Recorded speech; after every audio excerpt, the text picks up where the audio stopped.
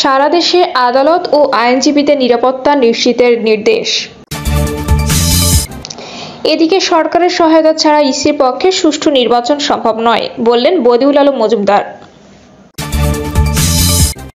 নির্বাচনের সব দল অংশ না নিলে তা গ্রহণযোগ্য হবে না, বললেন জিএম কাদের। জানাবো শান্তি শৃঙ্খলার মধ্য দিয়ে নির্বাচনের দিকে এগোতে চায় জামায়াত। নির্বাচন নিয়ে টালবাহানা জনগণ সহ্য করবে না, বললেন জয়নুল আবদিন ফারুক। এবং সর্বশেষ জানাবো ভয়েস অব আমেরিকার জরিপ, সংখ্যালঘুরা আগের তুলনায় বেশি নিরাপত্তা পাচ্ছে। শুনছিলেন সংবাদ শিরোনাম, এবারে বিস্তারিত। সারা দেশে আদালত ও আইনজীবীদের নিরাপত্তা নিশ্চিতের নির্দেশ। সুপ্রিম কোর্ট সহ দেশের সব আদালত, বিচারকদের এজলাস ও বাসভবন এবং আইনজীবীদের সার্বিক নিরাপত্তা নিশ্চিত করার নির্দেশ দিয়েছেন প্রধান বিচারপতি ডক্টর সৈয়দ রেফাত আহমেদ। বিজ্ঞপ্তিতে বলা হয়েছে, সম্প্রতি বাংলাদেশ সুপ্রিম কোর্ট প্রাঙ্গণে যে নজিরবিহীন ও অনভিপ্রেত ঘটনাবলী সংঘটিত হয়েছে এবং একই সঙ্গে বাংলাদেশ সুপ্রিম কোর্ট প্রাঙ্গণ সহ দেশের জেলা আদালতগুলোতে সাম্প্রতিক সময়ে যেসব অনাকাঙ্ক্ষিত পরিস্থিতি সৃষ্টি হয়েছে সেসব বাংলাদেশের প্রধান বিচারপতি গভীরভাবে উদ্বিগ্ন। বিজ্ঞপ্তিতে আরও বলা হয়, বাংলাদেশ সুপ্রিম কোর্ট থেকে এর আগে একাধিকবার স্থানীয় আইন প্রয়োগকারী সংস্থাগুলোর সহায়তায় নির্দেশ দেশের প্রত্যেক আদালত অর্থাৎ ট্রাইব্যুনাল প্রাঙ্গণ, এজলাস, বিচারকদের বাসভবন, বিচারকদের গাড়ি, বিচারক ও কর্মচারী সহ আদালত সংশ্লিষ্ট সবার সার্বিক নিরাপত্তা নিশ্চিত করার প্রয়োজনীয় পদক্ষেপ নিতে সংশ্লিষ্ট সবাইকে নির্দেশ দেওয়া হয়েছিল। রাষ্ট্রের প্রধান তিনটি অঙ্গের মধ্যে বিচার বিভাগ অন্যতম। আইনের শাসন ও ন্যায় বিচার নিশ্চিতকরণ এবং আদালতের ভাবমূর্তি বজায় রাখতে দেশের প্রত্যেক আদালত, ট্রাইব্যুনাল প্রাঙ্গণ, এজলাস, বিচারকদের বাসভবন, বিচার ও কর্মচারী সহ আদালত সংশ্লিষ্ট সবার সার্বিক নিরাপত্তা নিশ্চিত করতে অবিলম্বে প্রয়োজনীয় পদক্ষেপ নেওয়ার জন্য বাংলাদেশের প্রধান বিচারপতি দেশের সংশ্লিষ্ট সব কর্তৃপক্ষকে নির্দেশ দিয়েছেন।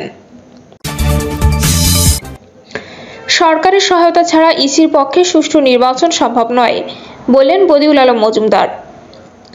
সংস্কারের গুরুত্ব তুলে ধরে নির্বাচন ব্যবস্থা সংস্কার কমিশনের প্রধান ডক্টর বদিউল আলম মজুমদার বলেছেন, সংস্কারের জন্য অবশ্যই সময় দিতে হবে। তিনি বলেন, গত 3টি নির্বাচনে যারা নির্বাচনী অপরাধ করেছে তাদের শাস্তি হওয়া উচিত। সবচেয়ে বড় অপরাধ করেছে নির্বাচন কমিশন। বদিউল আলম মজুমদার বলেন, নির্বাচন কমিশনের পর নির্বাচনে সবচেয়ে গুরুত্বপূর্ণ অংশীদার হচ্ছে সরকার। সরকার যদি সহায়তা না করে তাহলে নিরপেক্ষ নির্বাচন কমিশনের পক্ষে সুষ্ঠু নির্বাচন করা সম্ভব হবে না। এএমএম নাসির উদ্দিনের নেতৃত্বাধীন নবগঠিত নির্বাচন কমিশন প্রসঙ্গে সংস্কার কমিশনের প্রধান বলেন, বৃক্ষের পরিচয় তার ফলেই। তবে এই ইসির জন্য বড় কোনো চ্যালেঞ্জ নেই, কারণ গতবারের মতো এবার ক্ষমতাসীন রাজনৈতিক দলের পক্ষ থেকে কোনো চাপ নেই। তিনি বলেন, গত 3টি জাতীয় নির্বাচন সম্পর্কে অনেক গণমাধ্যম প্রকৃত তথ্য দেয়নি। নির্বাচনে গণমাধ্যমের ভূমিকা গুরুত্বপূর্ণ, কিন্তু গত 3টি নির্বাচনে কিছু গণমাধ্যম ইচ্ছাকৃতভাবে সত্য কথা বলেনি, আবার কেউ কেউ সত্য গোপন করতে বাধ্য হয়েছে। সংস্কার কমিশনের চেয়ারম্যান বলেন, নারী ভোটার ও প্রবাসী ভোটারদের অংশগ্রহণ নিশ্চিত করার নির্বাচন কমিশনের জন্য একটি চ্যালেঞ্জ হতে পারে। নির্বাচনের সব দল অংশ না নিলে তা গ্রহণযোগ্য হবে না, বললেন জিএম কাদের। অন্তর্ভুক্তিমূলক নির্বাচন ছাড়া কোনো ভোটের জন আকাঙ্ক্ষার প্রতিফলন হয় না বলে মন্তব্য করেছেন জাতীয় পার্টির চেয়ারম্যান জিএম কাদের। তিনি বলেছেন, আগামী নির্বাচনের সব দল অংশগ্রহণ না করলে সেটি আওয়ামী লীগের মতোই আরেকটি নির্বাচন হবে। জনগণ ও বিশ্ববাসীর কাছে সেটি গ্রহণযোগ্য নির্বাচন হবে না। সংবাদ সম্মেলনে সংবিধান সংস্কারে নিজেদের প্রস্তাব তুলে ধরেন জাপা চেয়ারম্যান। দলটি একক ব্যক্তি বা প্রধানমন্ত্রী কেন্দ্রীভূত নিয়ন্ত্রণ কমাতে সাংবিধানিক কাঠামো সংস্কার, 75 সংশোধনী বাতিল, তত্ত্বাবধায়ক সরকার ব্যবস্থা পুনর্বহাল সহ 19টি প্রস্তাব তুলে ধরে। জাপার সুপারিশ বা প্রস্তাবে বলা হয়, সরকারি দলের প্রধান ও প্রধানমন্ত্রী একই ব্যক্তি না হওয়ার বিধান সংবিধানে সংযোজন করতে হবে। সংসদ সদস্যদের সংসদের নিজ দলীয় সিদ্ধান্তের বাইরে ভোট দেওয়ার সুযোগ রাখতে হবে, তবে তারা সেটি করতে পারবেন যখন দলীয় এমপিদের মধ্যে সুস্পষ্ট বিভাজন দেখা যাবে এবং কমপক্ষে দলীয় এমপিদের 1/3 দলীয় সিদ্ধান্তের বিরুদ্ধে অবস্থান নেবে। শান্তি শৃঙ্খলার মধ্য দিয়ে নির্বাচনের দিকে এগোতে চায় জামায়াত।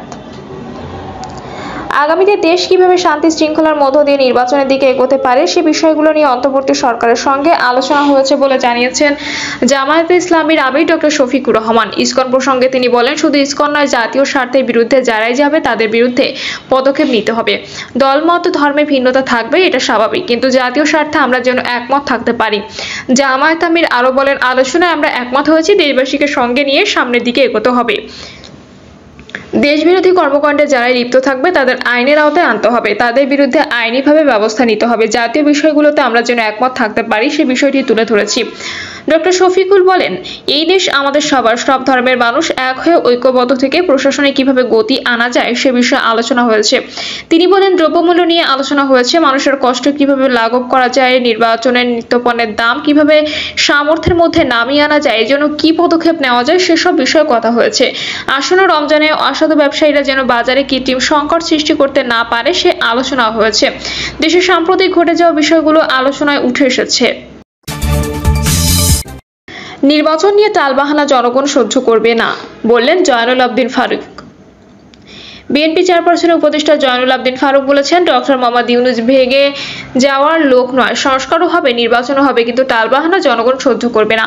নির্বাচন আপনাকে দিতেই হবে, রোডম্যাপ ঘোষণা করতেই হবে। জয়নুল আবদিন ফারুক বলেন, আমাদের বিশ্বাস ডক্টর মোহাম্মদ ইউনূস কখনো বাংলার মানুষের সঙ্গে বেইমানি করতে পারে না। তবে যারা বেইমানি করার জন্য প্রস্তুতি নিচ্ছে, প্রধান উপদেষ্টা অনতিবিলম্বে তাদের বের করে দিন। প্রধান উপদেষ্টাকে উদ্দেশ্য করে তিনি বলেন, বিগত 15 বছর ধরে যেসব দল আন্দোলন করেছে তারা সবাই আপনার সঙ্গে আছে। শুধু আওয়ামী লীগ নেই, আওয়ামী লীগকে পুনর্বাসন করবেন কি করবেন না সেটা জনগণ সিদ্ধান্ত নেবে।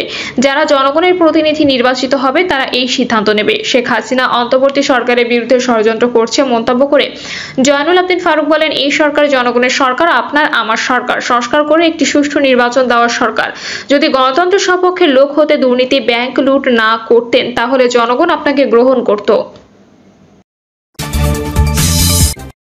ভয়েস অব আমেরিকার জরিপ, সংখ্যালঘুরা আগের তুলনায় বেশি নিরাপত্তা পাচ্ছে।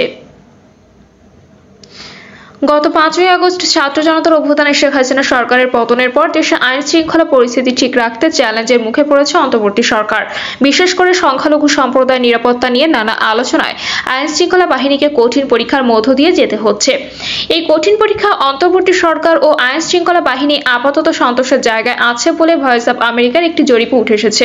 ওই জরিপ বলছে, দেশের অধিকাংশ মানুষ মনে করছে অন্তর্বর্তী সরকার ধর্মীয় এবং জাতিগত সংখ্যালঘু জনগোষ্ঠীকে বিগত আওয়ামী লীগ সরকারের বেশি নিরাপত্তা দিতে পারছে। যদিও জরিপে নিরাপত্তা নিয়ে ধারণার মুসলিম এবং অমুসলিমদের মধ্যে কিছুটা পার্থক্য লক্ষ্য করা গেছে।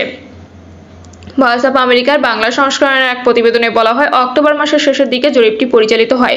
দেশের জনতত্ত্বের সঙ্গে সামঞ্জস্য রেখে জরিপের 1000 উত্তরদাতা বাছাই করা হয়। সেখানে সমান সংখ্যার নারী এবং পুরুষ ছিলেন, যাদের মধ্যে 92.7% ছিল মুসলিম। উত্তরদাতাদের অর্ধেকের খানিকটা বেশি ছিল 34 বছর বয়সের নিচে এবং প্রায় 1/4 শহুরে মানুষ। জরিপে উত্তরদাতাদের অন্তর্বর্তী সরকারের আমলের সঙ্গে ক্ষমতাচ্যুত প্রধানমন্ত্রী শেখ হাসিনা শাসনের তুলনা করতে বলা হয়।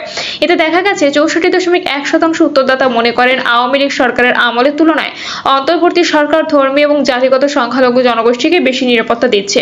মাত্র 15.3% মনে করেন বর্তমান সরকার সংখ্যালঘুদের জন্য আগের চেয়ে খারাপ নিরাপত্তা দিচ্ছে এবং 17.9% মনে করেন পরিস্থিতি আগের মতোই আছে। প্রতিবেদনে বলা হয়, আওয়ামী লীগ সরকার পতনের পর বিভিন্ন গোষ্ঠীর মধ্যে যে প্রতিশোধ প্রবণতা দেখা যায় তার বড় এক ধাক্কা গিয়ে পড়ে দেশের ধর্মীয় সংখ্যালঘু, বিশেষ করে সনাতনী ধর্মাবলম্বী বা হিন্দুদের উপর।